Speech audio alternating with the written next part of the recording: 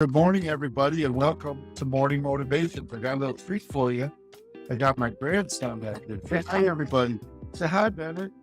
I just had the joy of feeding him some of his breakfast with his mother.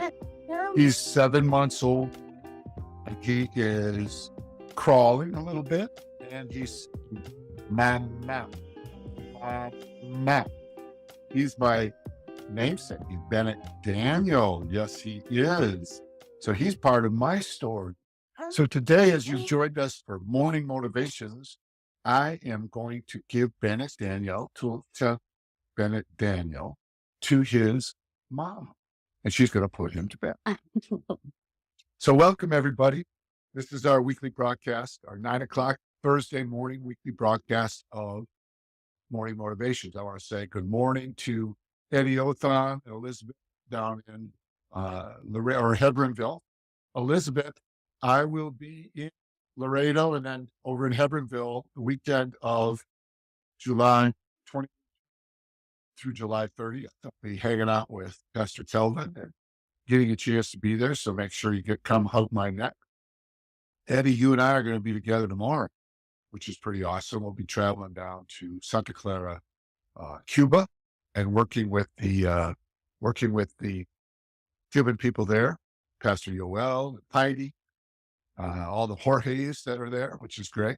And Jorge, a brother, Jorge, a son. It's really, really cool.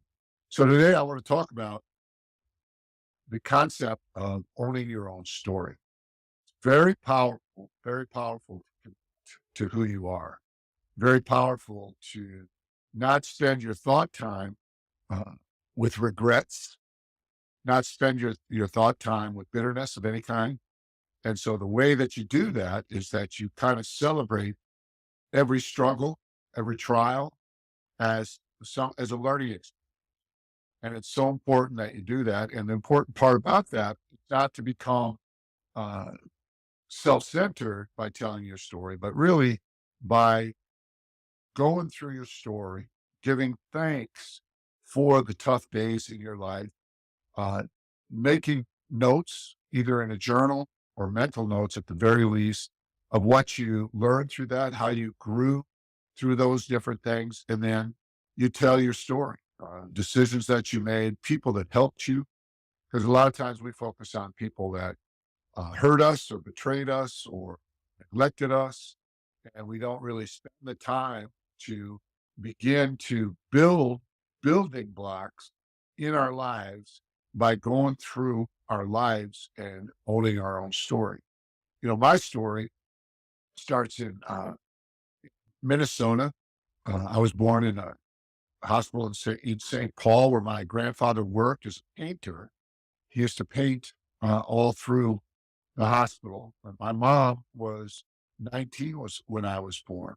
A lot of the story and why I was born when she was so young, she got married at 18.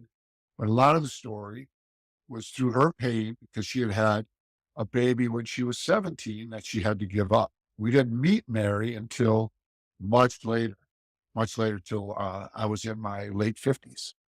And so it's always interesting to see how, your parents affect you, how everything works together. But when you think about it and you don't place negative judgments on things, then that becomes part of your beautiful story that you can tell everybody. So my mom, having given up that child, she missed that child. And it was part of the way culture was back there in the 50s. That baby was born in 1957. And they would, in the Catholic community, they would take the young girls and they would kind of cloister them away, hide them away. And then they would, they deliver the babies. And then within a few hours, they would take that baby and give it to a foster family. And my sister Mary, my half sister Mary, she then, went on to have a good life. And then we got to meet her when she was about 57 or 58 years old. I was a little younger, clearly. And then from there, my mom really wanted to have a baby. So she got married in 1958 and then had me almost 1 year later in 1959. And then another baby in 1960, another baby in 1962. And you see how this struggle became creative for her. She had beautiful children, not to say I was a beautiful child, but to say she had good children. She raised her kids. She used that tough, adverse experience to create and to grow. She didn't shut down. Rather, she longed to give even more life, which is very, very beautiful. And she ended up having 5 kids with my dad. And she and my dad split at one point, and then they had another child when my mom was 44, 25 years my junior, younger than. And so that's all part of my story. Being the oldest in the house I grew up in, not knowing that I had an older sister, and being constantly told, you have to be a good example. And she used to enforce things by saying, Dan, you got to keep she called me Danny, and she'd say, you have to keep the house in order. And if I come home and something's out of order and somebody needs to be punished, it'll be you. So I learned responsibility from a young age. I learned that I was always in the position of being a good example. And it created a lot of leadership skills. It created a lot of, uh, responsibility, accountability. The fact that everything I did was being, checked up on. And to me, that became, rather than that being annoying, or rather than that being a negative, that became something that I lived with and lived by all the time. And it helped me to do my homework. It helped me to train. It helped me to train athletically. It helped me to work on whatever skill or talent that I wanted to develop, knowing that it was going to go on display. And so that's a big part of my story. And just as I'm telling my story this morning, I'm owning my story. And from there, that brought me to the place, knowing that I was used to being held accountable, used to being checked up on, having my work checked, having having to perform, having to execute on instructions, all of that stuff that put me into a position where I wasn't afraid to do that. I wasn't afraid to take a test. I wasn't afraid to sing in front of people or play in front of people or to be judged. I wasn't afraid. So that helped me then to apply. Well, actually, somebody came. It was really a miracle that the coach from Yale University came and helped me to apply for the college because my parents were young. Nobody had ever gone to college. They didn't know how to mentor me. They didn't know how to prepare me for college. So college wasn't something we discussed at home. It was something that was discussed at school by other kids, and I would hear about it. And of course, I knew about playing football in college or playing sports in college. So I was aware that there was something out there, but I didn't know the actual steps to take to get ready. I didn't know what an advanced placement class was. I really didn't know what SATs or ACTs were, which are the achievement tests. I didn't know. And so that became something that, rather than being mad about the fact that I wasn't trained, I turned it around, basically saying, you know, even though I didn't know, even though I'm not mad at my parents for this, but something good's going to happen in spite of my naivete, in spite of my ignorance, in spite of my, just incredible, just, I just was unaware of things. And then I turned that around for a positive rather than obsessing over all the bad things that could happen because I didn't know things. I started to realize that not knowing things did disqualify from moving ahead. So that helped me at Yale. I got to Yale and my grandparents were saying to me things like, what are you going there for? You don't have anybody to impress. We love you. We want you to stay home and be with us. My one grandfather said, what is Yale? Is that a Swedish jail?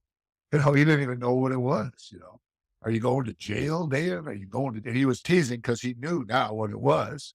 But then when I went, I didn't have a lot of money. My parents were naive. They gave me $500, thought it was enough. And then God worked it out. So I learned all these things. I learned that out of a terrible experience that my mom had, and I didn't know about it until I was in my 50s. But looking back on it, I could see her urgency.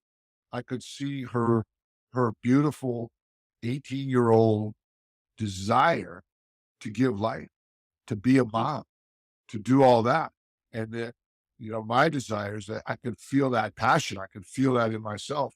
I didn't want to uh, live a life without passion. I wanted to do everything with passion. So you turn your story into a testimony. You turn your story into uh, a powerful thing. And one of the things I'm going to do at our next Deeper Life conference, and I invite all of you to come and join us, is I'm going to pay for the development of anybody who wants it. If you want to come to our Deeper Life conference, I will help you to tell your story, and it'll be put into a book, and then you can put pictures in it. I have a member of our group that has a website that creates templates, so chapter by chapter, picture by picture. You can go from your childhood through your teen years, your 20s, 30s, all the way up to however old you are now, and tell your story. And the purpose of it is not to just leave a legacy or to have a memorial, but the purpose of it also is to begin to love your story and live your story and really understand that you learned through your story. A lot of times when I work with people on a regular basis and I get with them, it takes me a lot to get them to feel like they are important or they are impactful or that they have a purpose. And this exercise of owning your story, this exercise of living your life through your imagination and going back and turning every negative into a learning experience is absolutely powerful. I guarantee you, if you do it and you really work through it, I guarantee you that you will benefit from it. I guarantee you that it'll give you more confidence. It'll give you the ability to really go back and forth in a conversation. And the byproduct of it is you'll learn to value other people too.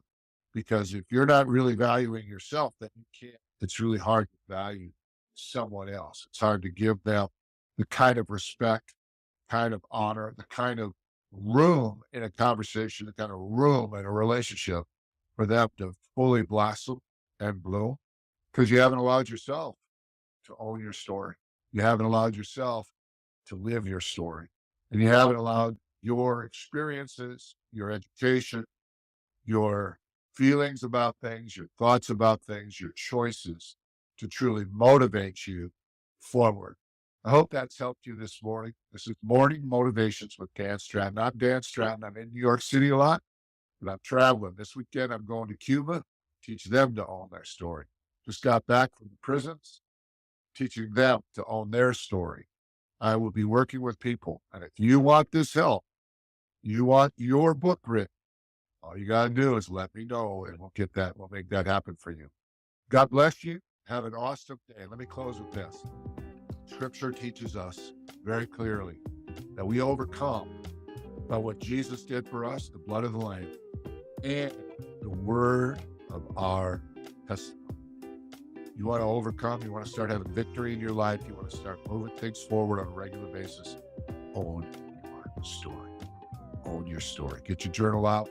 Start writing about experiences you have and start turning the negatives into positives. Ask yourself, what did I learn here? And then celebrate what you learned. God bless you. Have a great day.